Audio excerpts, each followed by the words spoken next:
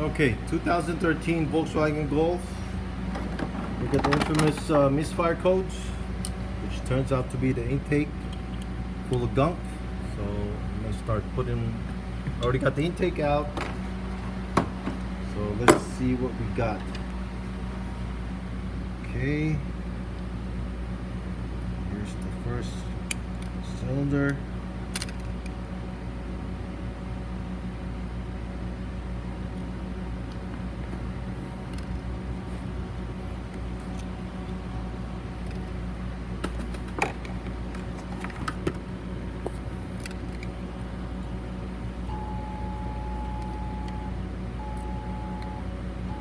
Look at that.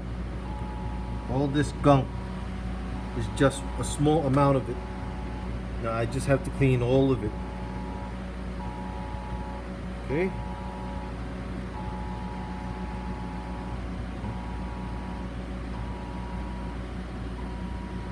Look at that. Took that from inside the. That's what's causing the misfire.